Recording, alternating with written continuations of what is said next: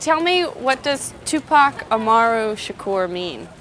Okay, it means, I was named after this Inca chief from South America whose name was Tupac Amaru, but it's a lot of people named Tupac Amaru. It's like a whole tribe named Tupac Amaru. So my mom named me after this Inca chief, and I think the tribal breakdown means like intelligent warrior, something like that. But I see. he's a deep dude. He is. If I go to South America, they're gonna love me, I'm telling you. It's like you don't even want to see me. They call this place Weirdo Beach. I don't know, it ain't that weird to me. But you'll see why they call it. When you first moved to Oakland, that was your first stop in California? Right. And No. Marin City was before. Marin City? Okay. You know. Well, you left Baltimore and came to Marin City. Yes. And when you were in Baltimore, you were in a school of the performing arts. Yes. How come you didn't enroll in one when you came to California? I couldn't find one when I came to California, and I was broke, so I had to go to a regular high school. But you eventually dropped out, right? Yeah, sure did. I didn't have enough credits. Like, everybody was about to graduate. I went into the 12th grade, was about to graduate, everything. Right before I was about to graduate, they was like, you gotta come back next year and get a health credit and a physical education credit. And I was like, oh, hell no. I had just barely made it out with money coming to school and lunch money and all that. I said, I gotta get paid. I gotta find a way to make a living. So I dropped out, knowing that I would have graduated. It wasn't no big thing. Not to say that y'all shouldn't graduate, but for me at that particular time, it was more important that I found somewhere to live. But you did get your GED. You moved out on your own. Mm-hmm. And what did you get as far as a job is concerned? What did you do when you stopped going to school? I only had 2 jobs ever in my life. One was in Round Table Pizza. I used to make the pizza, but it was good. It was the perfect job, Tabitha, because I was hungry and I got to like eat all the toppings off people's pizza. That's why, because everything is right there. Could you imagine? I was making pizzas on the side, bringing pizzas home. I'm calling in my own deliveries. You know what I mean? Let me get 2 shrimp with everything. But that job, I lasted about a month. Then I worked as the guy that packs your bags in the supermarket for about, 2 weeks. Then the dude kept catching me writing raps by the time clock. I used to be like, I'm gonna write for Instead hour, of loading people's groceries? She could carry her own shit. So Did it ever occur to you that you might be able to get scholarships to go to college, or was that just not even an issue? I always wanted to go to college, but I wanted to go to college and be comfortable. Like how people, I don't know, this might be presumptuous, but like I know a lot of people that are in college, they have their lives already okay, you know what I mean? Like someone's paying for them to go to college. They have somewhere to live. They have somewhere to live while they're going to college. You know, they get money, all that. Somebody can pay their tuition and all of that. I don't have that. And until I can have that, I can't go to college, even though I want to, because that turned me on. With all the encouragement that you got in Baltimore at the High School of Performing Arts for your acting, did it ever occur to you to come out to California and be a professional actor here when your mom moved out here? Nah, that was the last thing on my mind. When I came to California, I was broke, nowhere to stay. What do you mean nowhere to stay? I didn't have anywhere to stay. I was staying with a friend of a friend of a friend of my mother.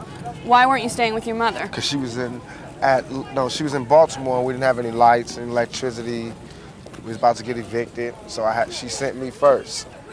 You know, how mothers do, protect the young. So I went out there broke. I wasn't even thinking about acting. I was just thinking about surviving. But such is life. I ended up doing it, what I love the most. I ended up doing both of those things. During that time when you went to California, your mother was in Baltimore. Is that when she was a crack addict? No, she was addicted to crack when I was in California. First moved to California. What's up? All right, what's happening? And what was that like to have a mother who was addicted to crack? I love my mom. She the bomb to me, so I know love she all is her now, mistakes. but what about then? It was hard. It was hard because, she was my hero. Did She you is my ever hero. have any temptation with crack? Never, ever, never. My father died like that, but the man that I knew was my father. The man that I knew was my father, he died with cocaine. So it was never my thing. And why do you think that your mother had that time of weakness with crack? Everything was just going bad for her. It's harder for a woman to raise a family than it is for a man. Oh, yes, all day.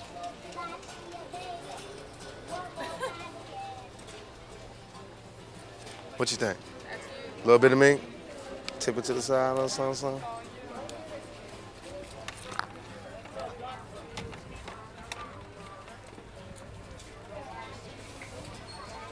It ain't my style. They not Gutierrez. Give me a characterization of your childhood. How would you describe what it was like growing up? I was the total opposite of what I am right now. I was quiet, withdrawn.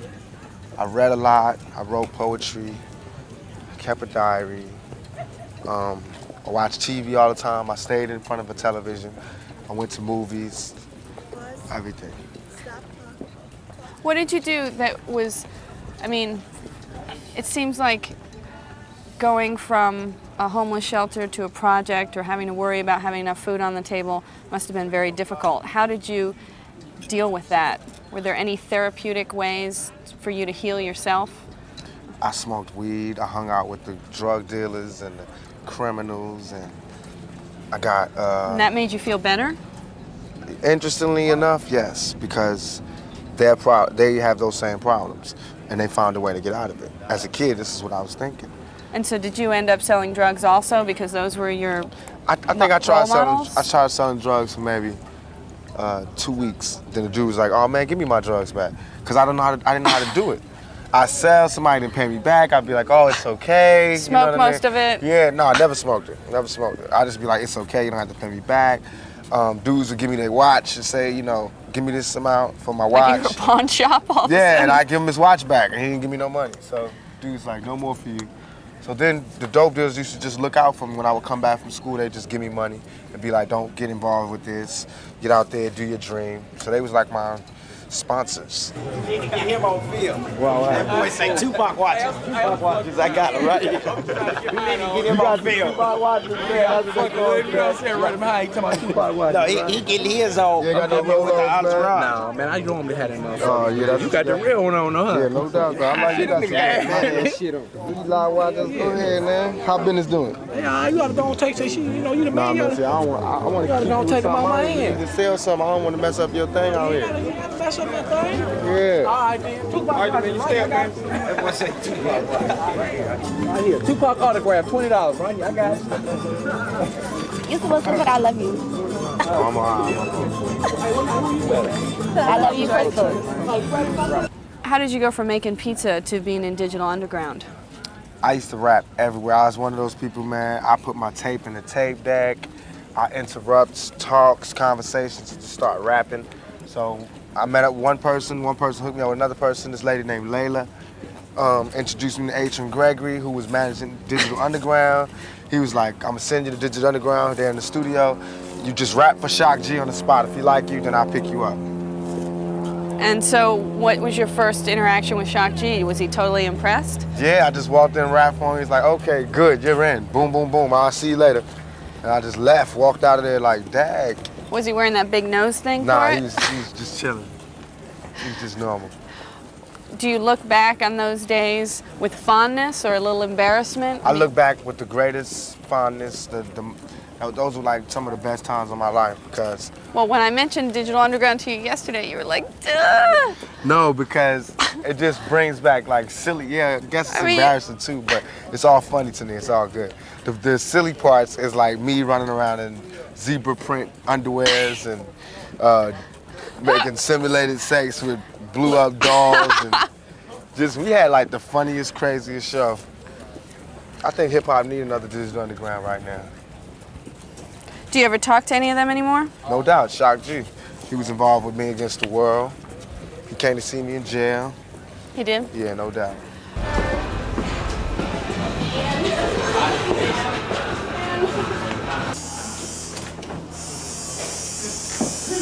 How long do you think it's gonna take? 10 minutes. Okay.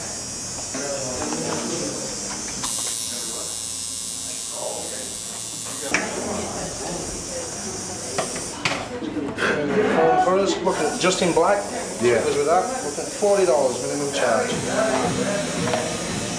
At what point in your early life were you introduced to this quote-unquote thug mentality? When I was out there by myself, with nowhere to stay and no money, Which city? and In California? bits of it was in Baltimore. Pieces of it was in Marin City, and then the rest came in Oakland. And what was your In first LA. introduction? Drug dealers or? Drug dealers, pimps, prostitutes. That's really it. Criminals. But they weren't like young, glamorous guys, you know. They weren't like. Well, they why didn't did you want to seduce hang me out like with that. them then? They the only people that cared about me at that point. When I had nowhere to go, But you and said I was your mother hungry. always cared about you. She did, but she was lost at that particular moment, and she wasn't caring about herself at that moment. Being a man, I needed a father. I needed a male influence in my life, and these were the males. The other males who could have been a more positive influence on me were too scared to come where I was, or they didn't have the money, or they didn't have Right. the heart, or whatever. Well, tell me about not growing up with a father. Why didn't you grow up with a father? It's not just me, it's a lot of people, but I In your didn't because, I mean, the times that I came up and was like the late 60s, they were still having free love. You know, they was just hitting what they was hitting. And my mother got pregnant and wasn't really getting with the guy that She was got her married to pregnant. someone else at the time, No, she right? wasn't married. No? My mother was out just living her life. Thank you, I appreciate it. Thank you. And she got pregnant and had me. I didn't have a father. Did Did you my know father- who the father was, your biological father? I still don't know who it is, for sure. I've never taken any blood tests. The guy who I knew was my father, who claimed to be my father, he passed away, he died. And is that legs? Yes, but then recently after I got shot, this other guy came and was like, he was my father and he looks like me. He been in the jail to see me. His kids look like me. Well, what was that like? That was the bug out. I just woke up and he was standing over me. So In jail? when I was in the hospital, And what did do you believe him? I do in a way because he looks like me and his kids look like me. Why don't you get a blood test to find out? It's scary. Is it pointless now? In a way, I mean, I'm not gonna love him anymore or love him any less, so it's pointless. Did he explain why he left? Yeah, What did he say? it was personal. It wasn't, you know, I don't want to Okay. put his word. I'll tell everything about me, but I Right. don't want to No, that's give fine. out his business. That's cool. Can you tell me why you looked at legs as your father? Because the way my mom's told me was like, he didn't even care. He was like, yo, because he slept with her around the same time. So he was like, you had a kid? She was like, yeah. He came and saw me in the bed. I had a real big head when I was a little kid, same thing like right now. And he's like, oh, that's my son. No blood test, nothing. He was just like, that's my son. Took care of me, gave me money, but he was like a criminal too. He was a drug dealer out there doing his thing. So he only came, bought me money, material things. You said that you had to go through a lot of tough times on the streets and you had to suffer a lot of abuse as a child. What Yeah. kind of specific abuse are you talking about? I'm gonna write a book and tell everything. So you're not going to tell me? Then I wouldn't mean, get are no- we talking? Then I wouldn't get no money for my pain. I'd rather write a book about it. Get paid for my You don't pain. count all those #1 albums as money for your pain? Yeah, but I want to write about it. It'll be deeper. All right. All right. Your mother has said that Tupac is always. Your mother said Tupac has always been the person who makes up the game. Yeah. Do you know what she meant by that? I don't know what she meant, but How do you interpret it? that I puts it down. You what? I put it down. I put it down. If it's about rap music, if it's about acting, whatever, I want to get into the head seat, to the front seat. So I do what I got to do to get to the front seat. I work hard. I got to be involved. I got to excel at it. It can't be a small thing. It got to be a big thing. And I believe that I'm a natural born leader. I don't really take orders. I can take orders because I'm a good soldier, but I like to give orders. I like to say, you know, I like to follow my own heart, but I don't like to control other people. Right. I think everybody should be the leader. Well, that's why it confuses me. It seems like those characteristics are the characteristics of somebody who would want to find out who shot them. I don't understand why you can take 5 bullets and not be doing everything in your power to find out who did it. Because I'm saying, like, and then what do I do? Do you not believe that there's justice? Do you not And believe then what you do I have do a when I shot? find them? And then what do I do when I find them? Press charges. But Attempted murder. the police know who shot me. And you don't believe that they're doing all they can to do that? They're not doing everything they can to do that. They know who shot me. I already know who shot me. Number one. Number two, But if it's like everybody knows who shot me. The police know who shot me. I don't they have no know problems. who shot you, how come you don't know who shot you? Because They won't tell you? No, it's just, I don't know. That situation with me is like what comes around goes around. Karma, I believe in karma. I believe in all of that. I'm not worried about it. You know, they miss. I'm not worried about it unless they come back. All right. That's one of them. Oh. Want me to put in the bag for you? Yeah. All right. And by the way, no tax for you. Oh, that's okay. You know what? You my homeboy. Come in, come in. What's up? All right, how you? Just stop by some incense, man. Make me rich, man. Man, I got so many incense, I'm starting to stink. Some of it, man. All right. What's up? All right. You grew up without a father. How do you feel like your life would be different if you had grown up with a father? I'd have had some discipline. I'd have had more confidence. You seem pretty confident to me. Now I am, because now I believe that I'm my own man, and I'm a man. You know, money gave me confidence. The screams of the crowd gave me confidence. But before that, I was a shell of a man.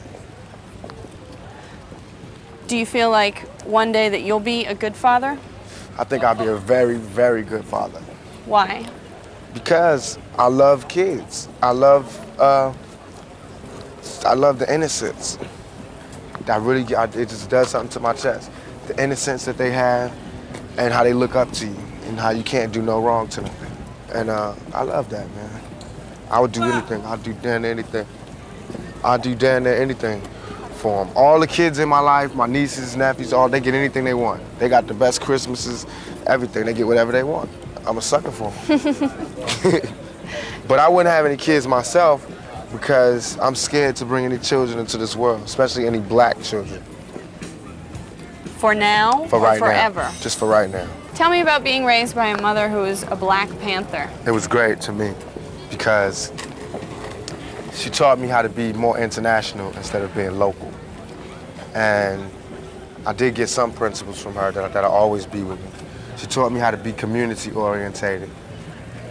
And I think my mother taught me to understand women a lot more than my peers can. You're in touch with your feminine side? I think so. I think so. How do you know? Because I can be around, I'm not uncomfortable around women. I'm not uncomfortable around strong women.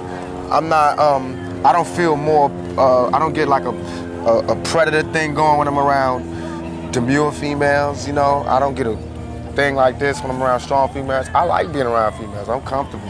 I can get with them on every level. To where I got homies that just get straight nervous around females.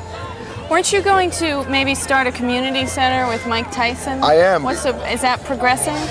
Well, what I'm trying to do now is have this program where I'm gonna have like a rap league for like me, Tupac have his own football team, and Coolio have a football team, and Tretch have a football team. We all sponsor the team. Made up of kids in neighborhoods? Right. We sponsor the teams, have big games, probably get MTV to come do the World Series. Get like all the community people, like the churches to come out there and sell food, and get the fathers and the uncles to be security, and get the FOI and the deacons and everything, and bring the community spirit back. And then on the weekends we'll have like block parties. So I'm doing all this to raise money. Then we have like get a date, fundraisers, like people try to get a date with Tupac or Tretch or one of the other rappers. And where would the money go to? We'll have like a neutral center where we'll get the money together, and that'll be for, we're trying to get a community center in every ghetto in the United States. It seems to me that you are trying to distance yourself from a thug life mentality. Not that, I'm just trying to show who I am. That people locked up on one part of me that they really did not understand. So now I'm trying to do two things. One, help them understand the part of me that they didn't understand. And two, is to show that, you know, this is the type of things that young black males can do. We could do anything if you just give us a shot. Stop trying to beat us down. Tupac, your life has been marred by considerable pain. Do you think you'll ever get to the point where you can live a normal, happy life? No. But I'm going for it. I'm trying for it. And until then, I have to make the life that I do live as happy as I can and try to do the best with what I have. live the best life I can live, be as happy as I can be. Nothing is perfect for anybody, I don't think.